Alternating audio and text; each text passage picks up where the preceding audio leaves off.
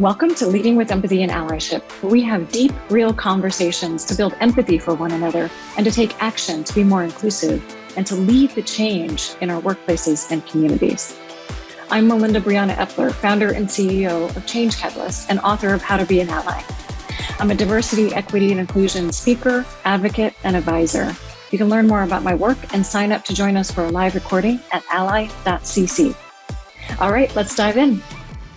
Hello, everyone. Today, our guest is Dr. Doc Jana, also known as Doc Jana, CEO and founder of Doc Jana LLC and TMI Consulting, Inc.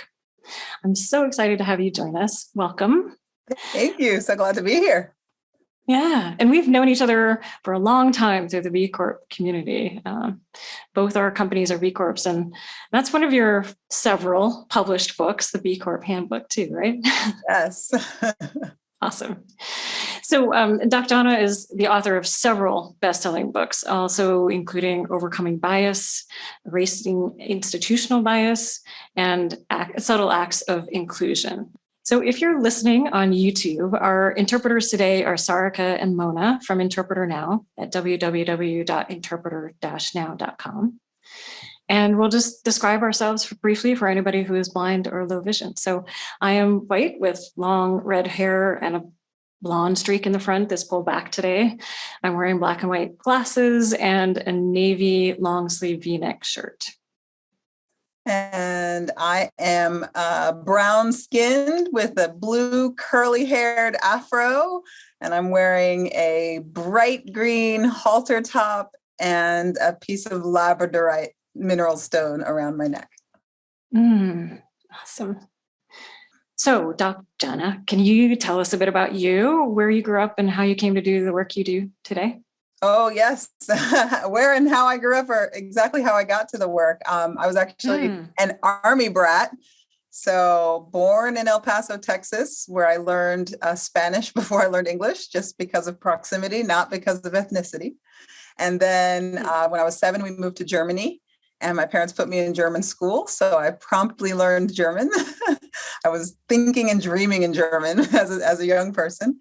And then I went to middle school and high school in New York. So New York is usually the short answer because that was coming of age for me. My mom is from Queens, New York.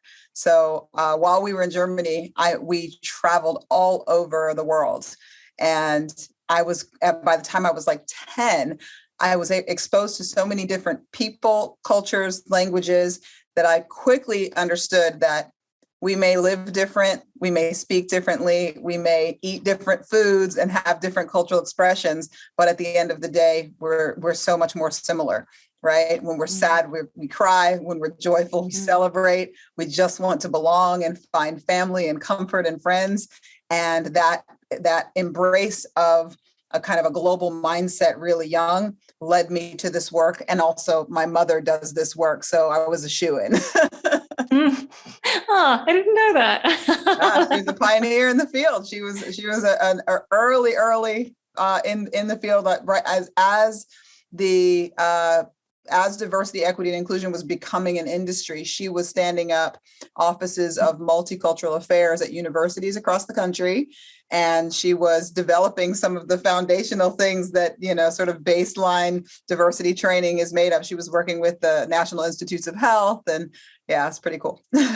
Wow. Awesome. So when did you start doing this work? It's been a long time, right? I mean, I was following around mom doing assessments when I was in high school. So I was exposed to the family business in high school, and it just kind of persisted its way through college and then into my adult vocation. So this has been my whole career in one form or another. I, took a couple of left turns here, had some side projects, but this is what stuck.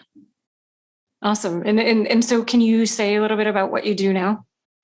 Yeah. So what I do now and what my companies do is a little bit different. So I understand that. Yeah. Right. So I'm very excited and proud that my oldest company turns 20 in 2023. So one more year, we'll be 20 years old. And TMI Consulting does organizational development strategy through a diversity, equity, and inclusion lens for organizations all over the world. So full service DEI assessments, diagnostics, training, you name it, we do it all. And then through Doc Jana LLC, which is, kind of a personal brand, I had to differentiate myself from the brand because I'm not the lead consultant anymore. I'm not the lead salesperson anymore. I'm still CEO, so I oversee the operations over there. But I'm focusing now more on writing the books, on really getting that methodology that has been developed over the decades into a form that people can consume and access. I do a lot of keynotes. I'm also a meditation and yoga instructor and a death doula, but I focus on really freeing people. The pandemic was such an awakening moment for us. And so the institutional stuff is really great through the organization if companies need that kind of support, but more and more individuals need help freeing themselves, either extricating from institutions that are hurting them or freeing themselves to live their best life, become who they want to become, start the businesses that they want to start. So I've got a kind of a coaching side as well as the organizational side. Awesome. Yeah. Amazing. So we'll get into several of those things, I think, throughout this conversation. So I do want to start with biases, and that's where not your first two books, but two of your books are really based on biases. So I meet so many managers and individuals who want to raise awareness around biases. And in our research, we also found that the number one way that Black people in the US want their allies to show up for them is to learn about their biases. So as individuals are working to start their own work, where do you recommend they start? How do you recommend they start really learning about biases? I mean, definitely read Overcoming Bias, Building Authentic Relationships Across Differences. That was my first book for a reason. It's a really soft entry point, right? So in order to really get to the perspective of having deep compassion for other people and showing up in a good way, the introspection has to happen. You've got to look inside and figure out, how are you getting in your own way? And it's a difficult journey. Like, how do you find your biases? Well, oftentimes we're getting clues. We just don't want to hear those clues because those clues come in the form of what people call, calling in if no one else is around, but calling out if anyone else bears witness to it. And when you're called in or called out about an aspect of your behavior or perhaps an unconscious bias, our initial response is just defensiveness and incredulity, right? We don't want to believe that is us, but we have to pay attention to the signals we're getting from other people. The whole purpose of being in relationship, whether it's a deeply intimate, partner relationship or it's a colleague relationship and it's a little more surface, the reason that we exist in the context of each other is to reflect each other back at each other, right? I don't know who I am, but for what you tell me, I have some ideas. But when you say, hey, Doc Jana, you tell me that you're trying to be this really inclusive person, this really thoughtful person, but you've been misgendering me for hours, right? That's going to feel awful. And I'm a diversity practitioner. I'm like you, and it feels awful, but I do the same thing. I'm just as prone to bias and I'm just as likely to fail in terms of inclusion as anyone else. It's part of the human condition. But being honest with ourselves about who we are and being willing to listen to the feedback we're getting, no matter where it comes from. We can't just listen to it from the people we like, and we can't just listen to it from the people we want to agree with. The ones that we really need to pay attention to are the ones that rub us the wrong way, are the ones that make us question them and then ourselves. Yeah. And then we're more likely to get that feedback if we open ourselves up to our feedback and show that we're open to that feedback too, right? Yes, that is a really important thing. Being able to say thank you for making me aware of this blind spot, as opposed to getting defensive and running away and allowing the relationship to be damaged. What I like to always tell people is, if someone is brave enough to put themselves on the line and make you aware of yourself, that means they believe in you. That means that they believe that you are better and capable of more than your current behavior may have exhibited. Because otherwise they wouldn't say anything. If they thought you were irredeemable, they would just let you go on being who you are. Oh, I love that. Yeah. So then there's a lot of managers who are interested in really reducing biases across their teams as well. How would you recommend that managers start to do that? What can they do to reduce bias at the team level? So providing, there are, obviously we've got books. There's also trainings that are associated with, my company, and your company and lots of others have Yes. training that's available, right? So you cannot expect people to move and behave in a new way if you haven't provided them with the resources to do so, because it may seem obvious when you say, well, just, put your biases away when you do that next hiring. Well, what does that look like? Yeah. What are those biases even mean? What are they? What are they? That's a key piece, right? So you have to provide people with the tools. And when you provide people with those kinds of tools, if you think about the implications of people not mitigating their bias in a workplace situation, that is very dangerous. That's high risk exposure. That's the kind of stuff that can get you sued. And so when you offer support, training, book clubs, et cetera, some of that needs to be mandatory, because everyone needs to understand what it means for us to move our bias aside and then move forward behaving in the ways that the organization expects. And where people get wrapped around the axle with this is they feel like, well, we don't have the right to tell people that they can't be biased. No, you don't. Leaders don't get to tell people what to think and believe. That's none of our business. But how to behave in the workplace, that is absolutely our business. And so keep your hands off my thoughts and beliefs, but please clearly define what is the behavioral expectation in this workplace. And when you make that aspect mandatory, you tell people, because the biggest excuse people want to say around diversity work is, well, that's not my job. I got hired to do accounting. This warm and fuzzy, kumbaya, whatever, that's a microaggression, is not right, is not an acceptable part of the work. I don't have to do this. Well, yes, you do, because how we treat our colleagues, how we treat our teammates, how we treat our vendors, how we treat our clients are all going to be affected by how we show up in the world. And at this workplace, we have clear definitions around our standards of behavior, and that includes moving your unconscious biases to the back and making a fair hiring decision and having interactions that are as free from microaggressions and subtle acts of exclusion as possible. Yeah, and I love that you started by saying, earlier you started by saying that you have biases too, and that we all have biases, and I do too, right? And I'm consistently learning. And I just initiated an SAE, a subtle act of exclusion. I said kumbaya in the way we used to, and that's cultural appropriation. That's inappropriate. So I correct myself in the moment and say, whoops, find something else to say. Yeah, and something came up in an event that we were doing last year around Blindspot. By the way, it's another one where what are we saying when we say Blindspot? Yes, that's right. Oh, and I said that earlier. That's it. Yeah. Thank you. Yeah. You're welcome. Yeah, and somebody called out. Somebody brought it up to me. Yeah, yeah. And it is something that happens when we do this work within companies is there's some resistance often to people who have marginalized identities, who have been marginalized too. This work is not about me. This work is about the white people, the white men, and so on, right? But it really, all of us have this. All of us do. We all have to do the work. 5 times intersectional person. So I am the diversity checkbox that so many companies are looking for.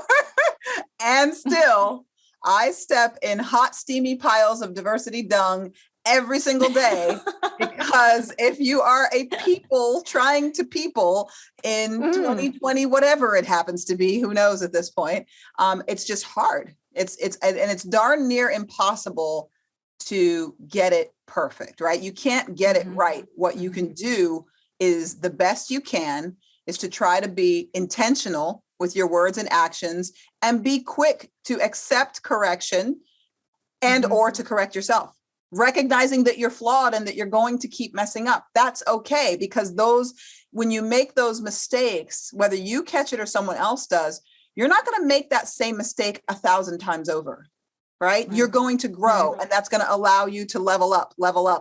But these things are incremental. Absolutely.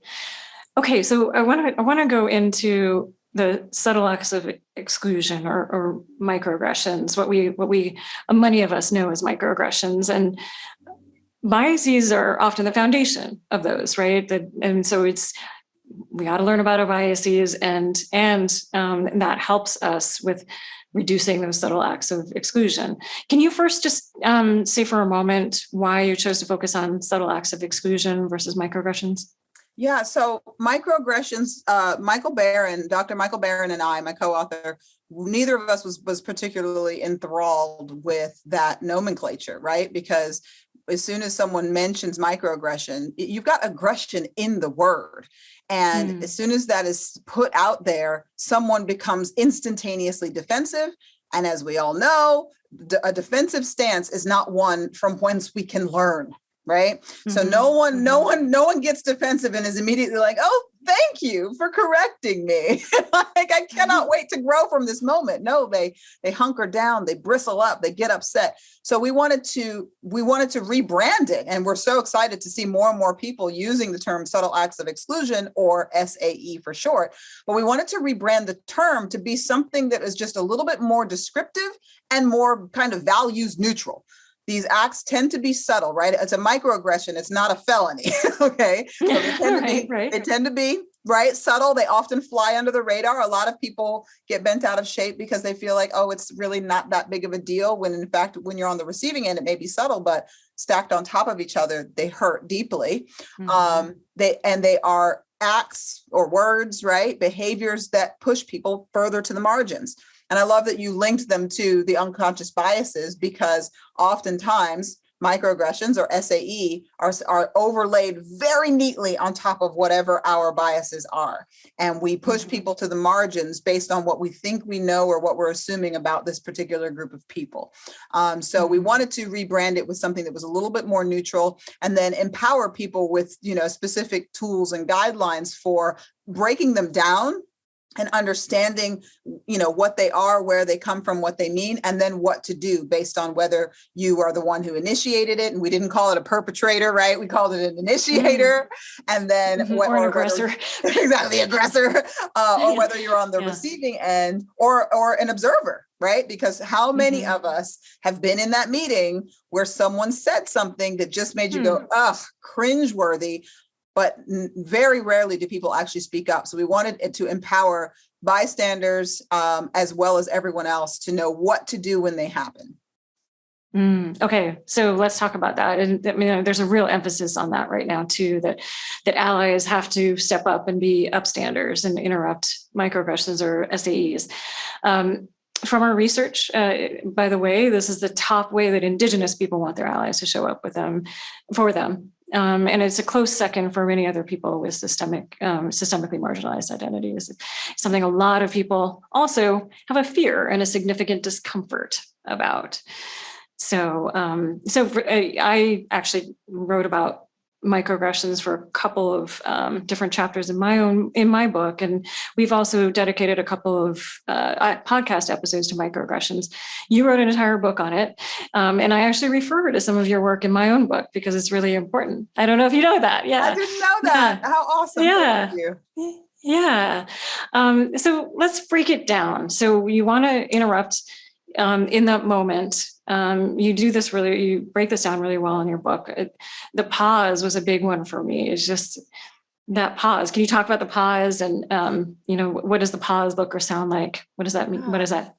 Yeah. So pausing the action is so important because the nature of SAEs, again, they're so subtle that they can slip underneath the radar. And oftentimes with subtle acts of exclusion, people don't speak up because it's like, did I just hear what I thought I heard? Right. And then everything keeps moving so fast that you don't even have time. You haven't even processed what happened.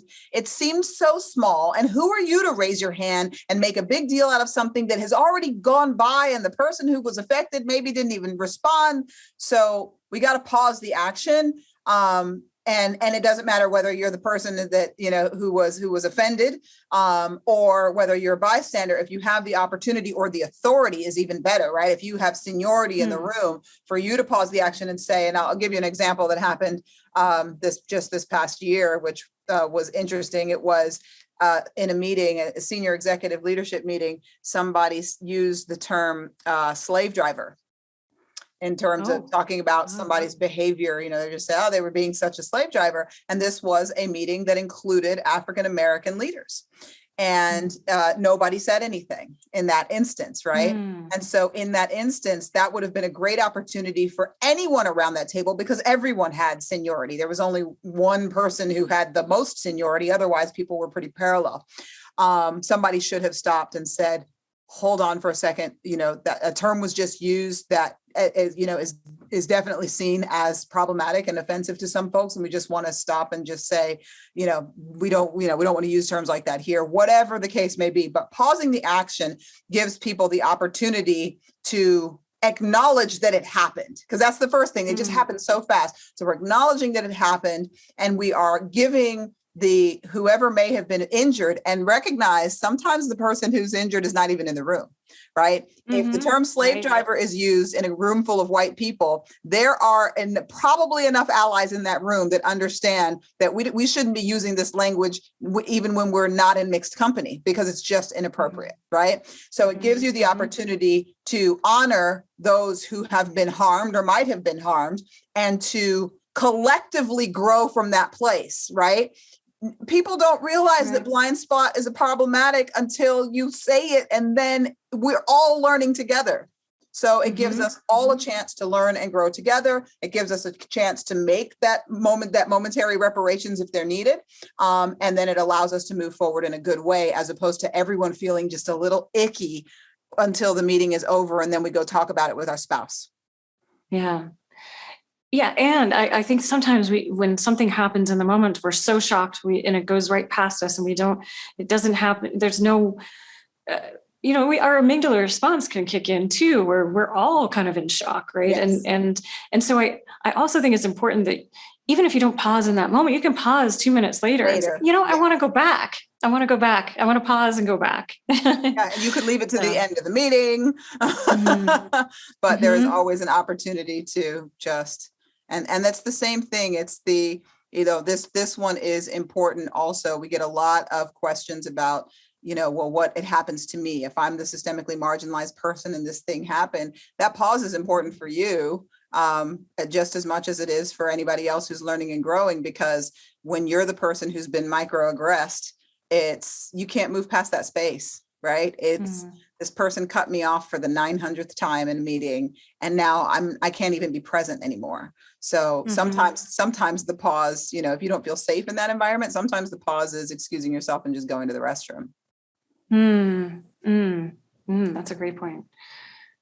Okay. So what do we do after the pause, after we've paused? How do we handle it from there? Yeah. So then we have our open conversation, right? We give the thing the light of day. We give ourselves the opportunity to talk about it, to process it, and to find out if there is an aggrieved party, if there's anything that they need, right? And so we create that space for them. So we process that. And I apologize, I don't have all of the steps memorized. Oh, it's okay. It's okay. It's okay. And actually, I think that's important too. I kind of have steps in my book too, and I don't remember all the steps. And it's not about that, right? It's you do go through a process. Everybody has to go through a process. Pause is the first step, and then it is that, like, okay, we have this conversation. We have this moment to really educate. That's a part of it.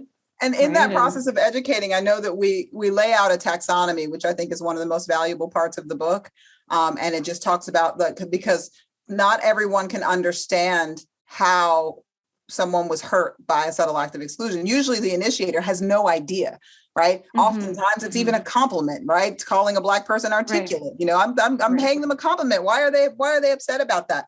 And so the taxonomy talks about all the different types of SAE, of microaggressions. So like, you don't belong, or you're a curiosity. And we've got, I think, 5 or 6 of them that just kind of lay out all of the different nuances to how these things are pushing people to the margin. And if you're able to connect and identify where it falls in the taxonomy, it can help you explain to someone how it is you feel, or how someone may have been made to feel. When you make a negative comment about my blue afro, or you reach out and you touch my blue afro, it makes me feel like I'm a curiosity to you, like I don't belong. And so being able to name those things is helpful for your own mental health, and can be helpful for shaking people out of their biased place, where they can understand, no, that thing that was said or done actually did cause harm, and here's how. And the other part that you said earlier, I want to make sure to call attention to, is also like creating that space for the recognizing that impact. That impact is crucial. Yeah. Anything else that we didn't cover there that is really important in terms of interrupting? Not in terms of interrupting. I mean, moving forward in the book, I think that the perspectives that we offer individually, for whether you are, if you're leading a meeting, you have a different level of responsibility versus if you are, if you're an individual contributor. Leadership has an outsized responsibility. So if it happens on your watch, it's going to be easiest for you as a leader to pause that action. It's going to be easiest for you to check in with everyone and see how they're doing. And as a leader, modeling that behavior is a critical thing to do. People aren't going to feel like it's really okay or really safe to do this until they see their leadership engaging in that kind of behavior. So if leadership is who pauses the action, regardless of who said it, right? Even amongst leadership, peers at senior levels don't want to call each other in or out. They don't want to do that. So we need to have that modeled from the highest level of the organization. And then the SAE accountability system is one of my favorite things. And that is when leadership agrees that this is how we're going to engage. We recognize that subtle acts of exclusion are going to happen. They have happened in the past, and we're not going to allow the future SAE to break our organization. We're going to put steps in place to make sure that we know how to respond when they happen, and we know to the best of our ability how to prevent them in the first place. Okay, so fear of making a mistake often leads to people doing nothing at all, right? So I guess the first question is, what do we do if we make a mistake? What do we do if we are called in or called out for an act of exclusion ourselves? Yeah. And then the second half is okay. Go ahead. The second half, just so you know it's coming, is what do we do? There's often shame and guilt that comes from this, and I think that is something that we don't talk about very much, and we don't recognize very much. So you can answer them both, or we can do one and then the other. So fear is the mind killer, right, Dune?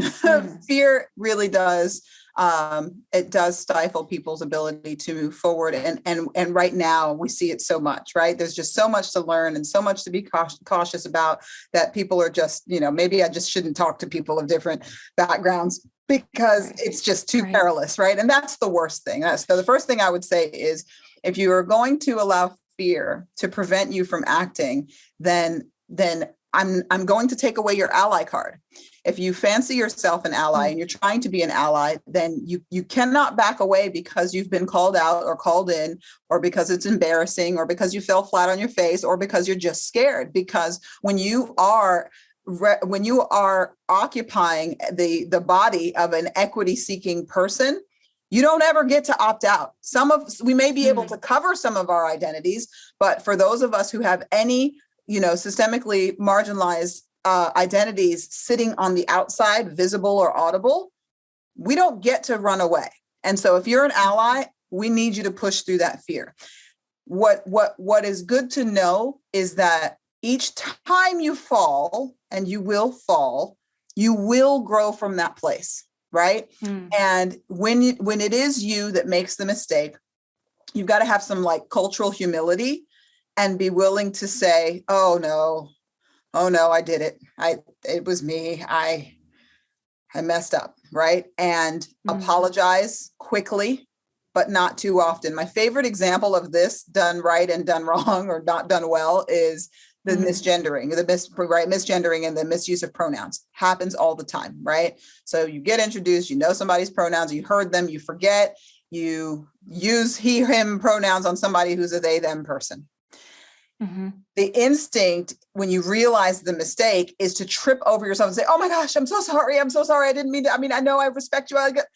Now you're making it about you, right? And now you're actually embarrassing the non-binary person or the trans person because you're putting all of this attention in a place where people don't want to have all that attention. So move yourself and your ego and pride out of the way, apologize one time, say thank you for calling me in, for bringing it to my attention, and you go do your processing and your emotional stuff by yourself. You go do that somewhere else, but try to get that out of the way. If you have instinct or opportunity to ask, how or what you can do better next time, if it's appropriate, do that. But just understand, like, the best thing to do with the fear is to recognize that you're going to mess up and you're going to do it over and over again until you're 99 years old. And that's okay. That doesn't make you a bad person. That doesn't make you a broken person. That doesn't mean you're not an ally. In fact, it means you probably are, because you keep trying. The people who are saying, you know what? There are men out here that are saying, I'm not going to talk to women at work because #MeToo is dangerous. I'm not going to talk to women at work. Look, what? That's not okay. And then the shame piece. So the minute we, more and more of us are starting, I just actually wrote a piece called, what was it? The sincere kindness of white women. I write a lot on medium.com. So I wrote something on the sincere kindness of white women. And what we're seeing is that we're seeing this uptick in people across all demographics, but white women in America is a particular demographic that has taken on this responsibility to try to learn the most, to not be a Karen, to try to get it right. And there is shame associated with getting the thing wrong, with that, again, the fear of being called out. And again, it's okay. Like, it is okay to fail in this place. Hopefully it's not too big. Hopefully it's not too egregious, but even if it is, it's okay to fail in this place. I would say, surround yourself, like, you've got to keep doing the work, right? What we're seeing more and more allies showing up who are doing the work. And I really wish that I could say that if everyone reads my book and your book, then they're done. Right. Oh my gosh, you get your certification, your gold star, you're finished, but it doesn't work that way. Your allyship badge is permanent. No. Exactly. It has to be buffed up and renewed. Yeah. And that's right. If we are, we're trying to create a better world.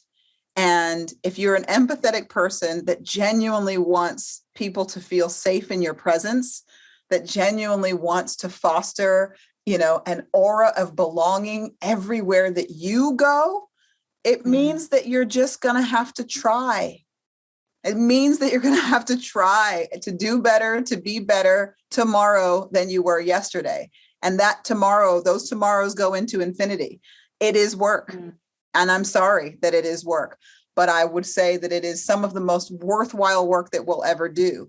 So don't be ashamed. Don't be fearful. Those are traps that will keep you in a little tunnel and prevent you from connecting to humanity. At the end of the day, this is about connecting to other people. If you want to live like a hermit all by yourself and go and be spiritual, that's fine. But if you want to live in community and expand your boundaries and allow your heart to connect with the hearts of people all over the world, then this work is worthwhile. One last question I have here is at the organizational or the team level. Again, how can, what are your recommendations for ways to prevent those subtle acts of exclusion from occurring across the team level, the systemic level as well? So this is why we advocate for the SAE accountability system. The leadership at the organization needs to make a commitment to interrupting subtle acts of exclusion when they happen.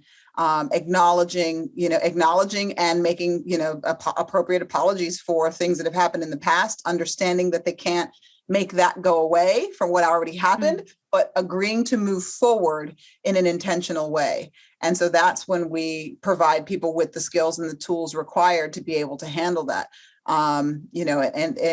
Unfortunately, people who lead and manage other people need the most support because they're going to have to manage the most in terms of challenges. People are going to come to them with their SAE concerns, and managers are going to need to be able to have the language, the empathy, the emotional intelligence, and the skills to be able to navigate that. And that's not easy work.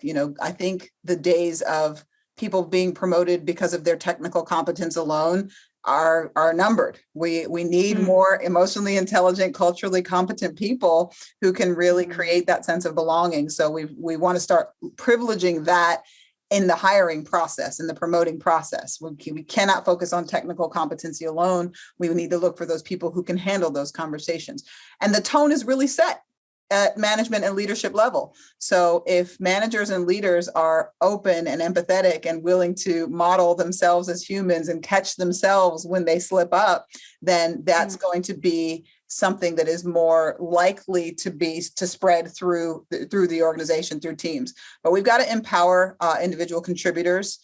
Individual contributors are also very fearful that if they say and do the wrong thing, that it's going to cost them their promotion, their career. Equity-seeking people don't want to raise their hands and point out, flaws in their peers or flaws in the organization because they don't want to be seen as problematic and not promotable. So we have to make a safe environment for people to speak up. We have to make sure that people know that they're not going to be downrated for standing up for each other. For actually being allies. Awesome.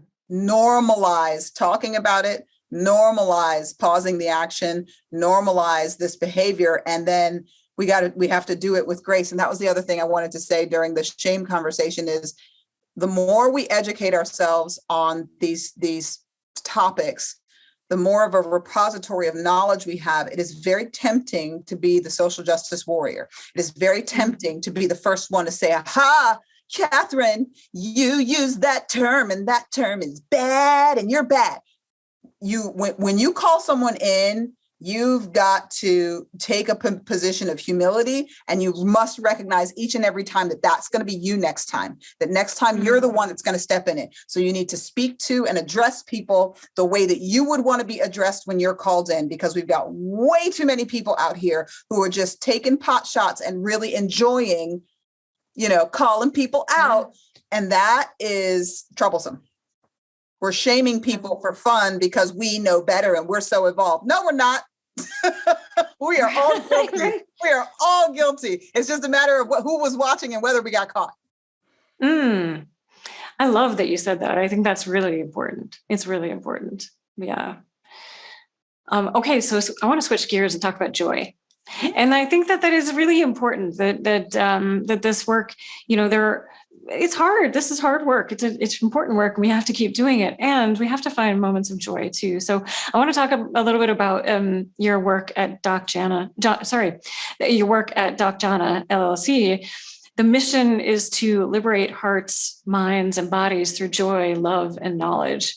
And you talk about liberation through joy. So will you share a little bit about what that means, what that looks like? Yeah, so this comes from Adrienne Marie Brown, one of my favorite authors, and she is a pleasure activist. She wrote a book called Pleasure Activism, and I identify as pleasure activist, yay. And that is precisely what it's about, liberation through joy. So, especially right now, right? We're still in a pandemic, whether we choose to be out and about or not. We are seeing this crescendo of pain, of suffering, of mental health challenges. So many things are just coming to the forefront, and I personally can't watch that without responding in some way.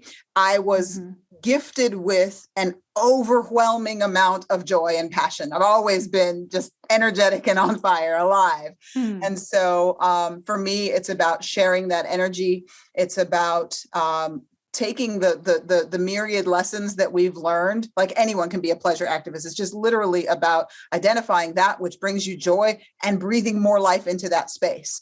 And for me, I've been through, I mean, if I focused on the laundry list of failures, like 3 failed marriages, I'm a domestic violence survivor. I've had 7 miscarriages, like so many terrible things have happened, but I'm a joyful person almost all the time, except for when I'm not. But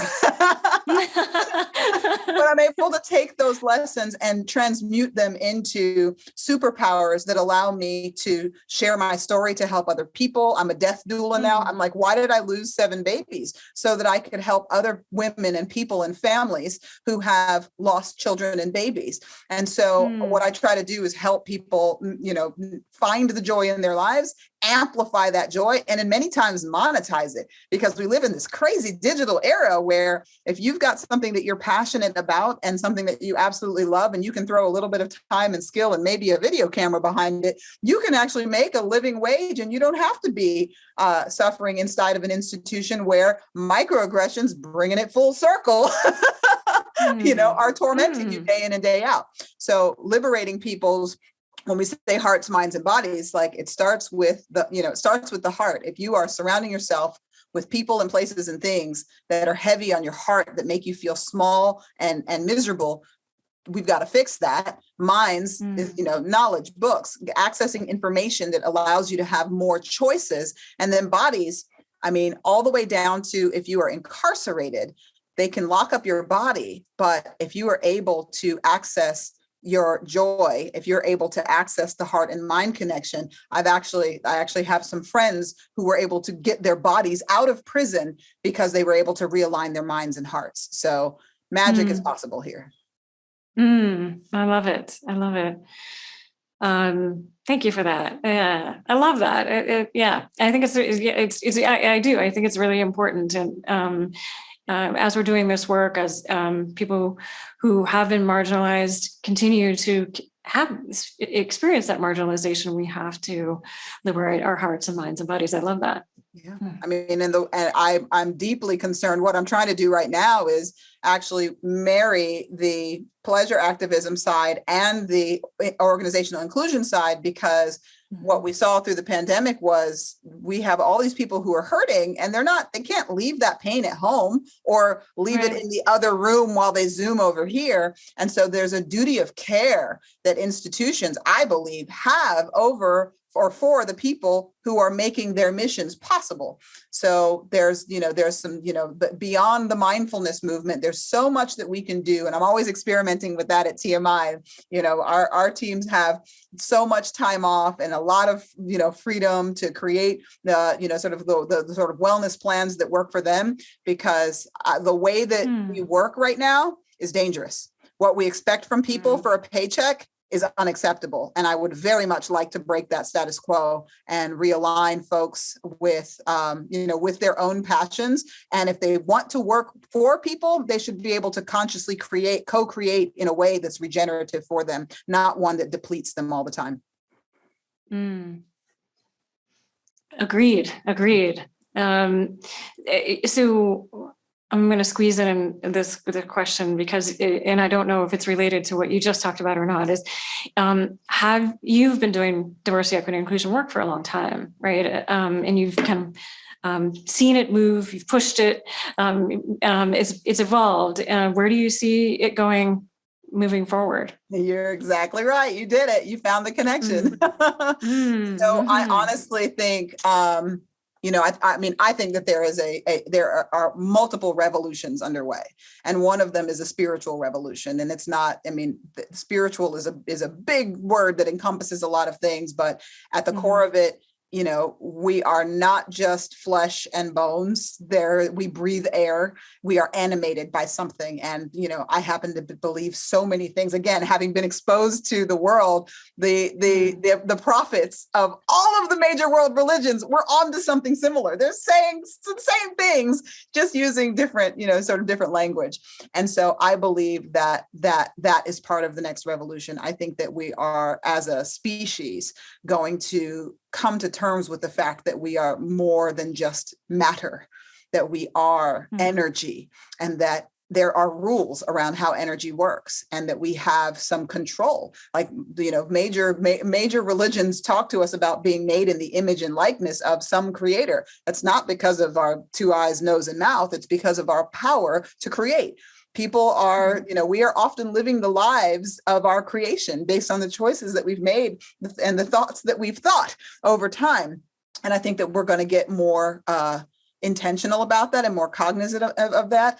And diversity, equity, and inclusion is going to honestly be kind of a key that unlocks the human potential that exists within organizations and their capacity not only to live into their mission. And this is why we choose B Corp. B Corp is looking at things a whole lot differently. We're not just looking at profit. We're looking at really living in concert and cohesion, in lockstep with our planet and care for our planet. And we're also thinking very deeply about people and their well-being. So I think that diversity, equity, and inclusion is going to be the key that unlocks well-being for the people in the context of the work that they do.